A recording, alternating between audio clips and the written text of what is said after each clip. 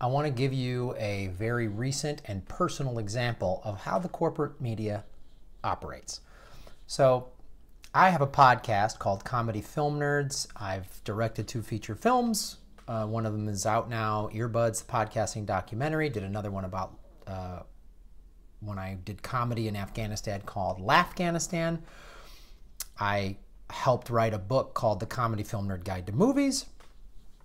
It's a weekly movie review podcast. So I know a fair amount about films. So a movie review, a big online movie review company that is owned by another giant media company hired me.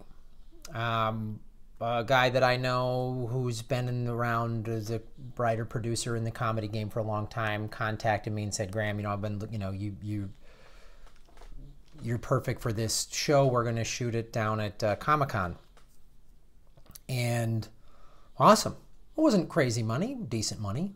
Just pay my bills for like a month, a little less. Not a lot of money, but a gig nonetheless. And I have a host agent. My hosting agent like, hey, this is great, Graham. This would get you in with this big company that has a bunch of different movie related and websites and entities and all this stuff like that. Awesome. So Comic-Con, San Diego Comic-Con, I go down there every year. I'm going this year, as I always do, and I'll do some shows down there. I'm on this panel called the Rick Myers Kung Fu Superhero Movie Extravaganza. He's been doing it for 20 years, and my partner Chris Mancini, he and I are both on it. Rick's a friend of ours. It's a really cool thing.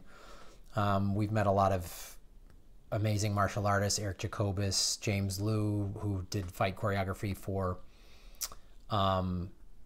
a bunch of things, but he did for Luke Cage, and we go there every year. So, you would be staying longer and doing this, not like a movie game show, but like, a movie related thing where I'm the host and my movie knowledge was why they were hiring me. So, I got a call Tuesday saying, hey man, I was like, hey, what's going on?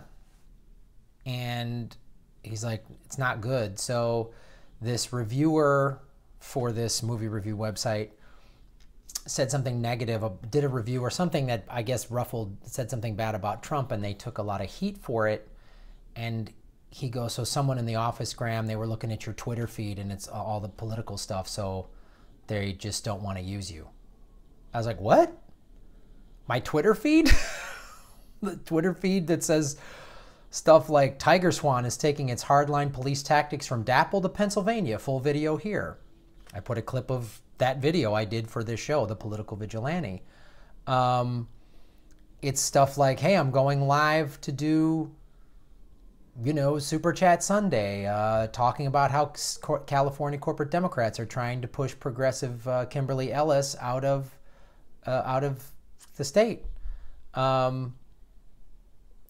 Here's the Democrat Anthony Rendon that voted down single payer in California. Here's his phone number. I mean, it's like, yeah, it's my progressive politics, obviously, but I was like, man, there's nothing on my Twitter feed that's like all caps, fuck you, you fucking, kill them all. Or I don't say anything like that. I was like, this is insane. I didn't do anything like what Kathy Griffin did, or what Bill Maher did, I'm not some rich Hollywood guy that thinks it's okay for me to say the N-word on my big corporate neoliberal show.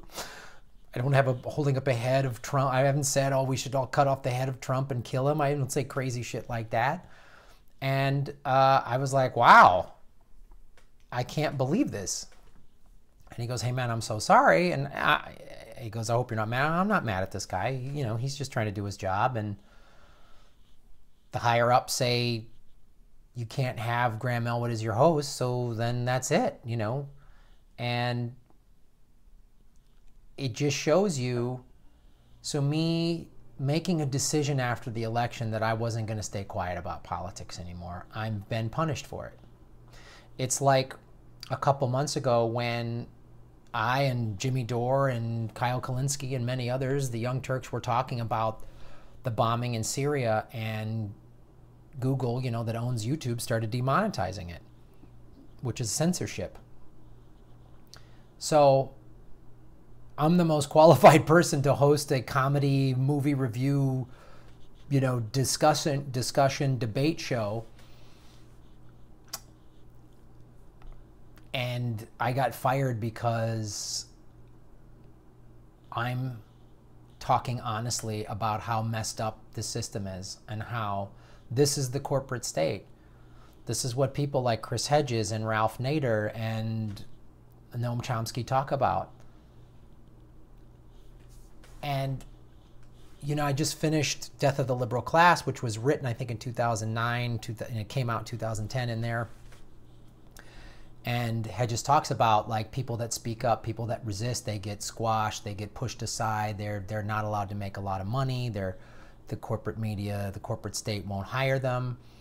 And he's right with regards to traditional media, but he was writing that before YouTube had become what it is today. It's not, back then it was just, you know, cat videos or whatever, and now you've got, you know, the Young Turks with millions of subscribers and Jimmy Dore with 250,000 and Humanist Report, Insane Progressive, and all these people that are, you know, Katie Halper, and people that are saying real things and getting real following because everyone realized the system is broken and they're bailing on traditional corporate media. But this is what they do. And this movie review company is owned by a giant subsidiary. And we, Comedy Film Nerds, had pitched then some other show ideas to the bigger subsidiary, movie-related shows for short content online, Snapchat, you know, and they see what we're doing with Comedy Film Nerds. We have a YouTube channel, we have a podcast we've been doing for years, and all the ideas got shot down. On the same day, I was told that I was fired from this other thing. So this is what the corporate media wants to shut me up. And I went through all of the emotions of like, oh, maybe I should stop doing my YouTube channel. Maybe I shouldn't post all this politics. My Twitter feed was never, that was kind of political, but it was more just jokes. And now it's more politics than jokes. And I see how then the artists are, I know some very famous comedians that have said to like myself or Jimmy Dore, man, I wish I could say that. Because they've already gotten all this money from traditional media. You see how this works? You know, if I scrub my Twitter feed and I stop doing this YouTube show and show them, oh, hey, I'm willing to play ball, maybe they'll give me the nice 6 or 7 figure TV gig. Talking about movies, being the silly movie guy, and getting all mad about Transformers versus getting all mad the fact that there's not drinkable water in Flint and North Carolina and the Dakota Access Pipeline and that new pipeline that they're putting through Pennsylvania. Like, I'm not supposed to get mad about that. And my movie review podcast, yeah, you know, we get mad about people like Michael Bay or whatever it is, dumb Transformer movies. But we also just did an episode that just came out with Jimmy Dore talking about the Brad Pitt Netflix movie War Machine. And we critiqued it as a movie and the problems we had with it structurally as a movie, but we also talked about the politics of Afghanistan and how we're glad that movie was made. You know, I'm going to nitpick a film because I watch too many movies, you know. But I just want you guys to know that thinking maybe I should get rid of this so I can get more traditional media jobs, that thought was in my brain, and now it's out. I am not going to stop doing this show. I am not going to make my Twitter feed more palatable for a mega corporation that wants me to just talk about.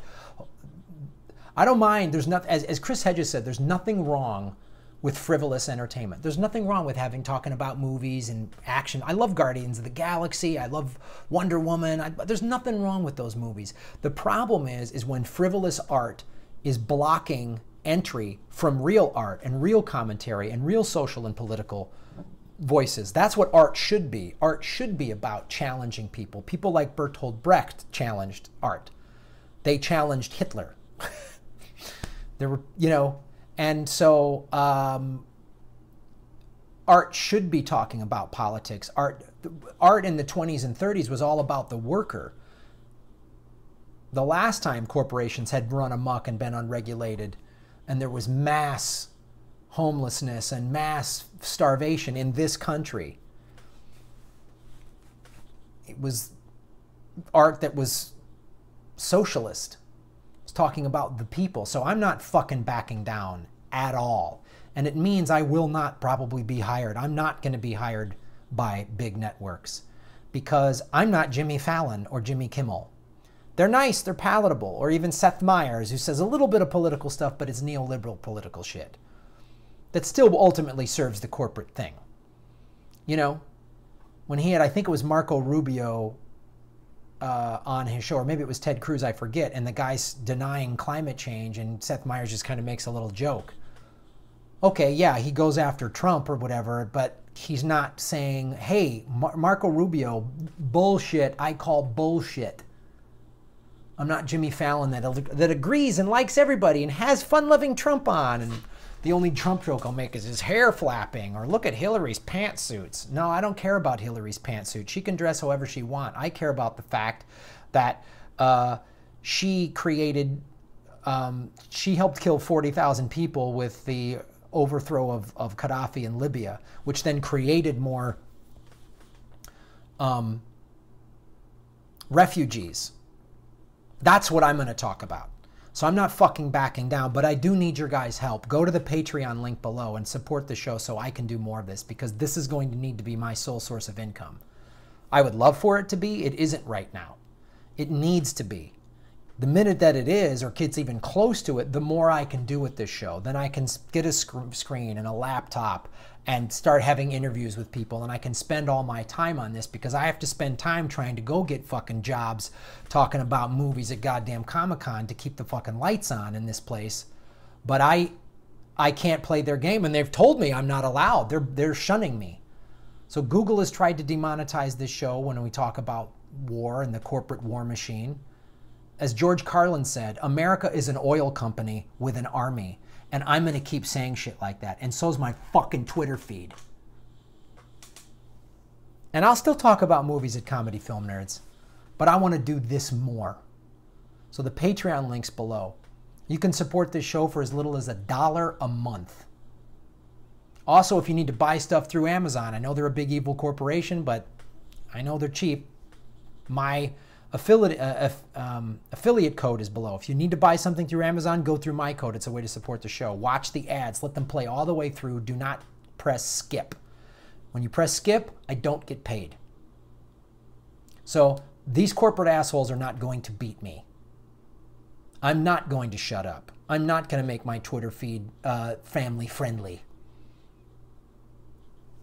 I'm not going to just be, at best, some neoliberal resist, hashtag resist. Well, no, I'm going to resist everything. I'm going to resist the one corporate party that has two wings in it, the Republican and Democratic wing of the fucking giant corporation. So thank you guys for watching this show, and thank you for supporting me. I'm not going anywhere.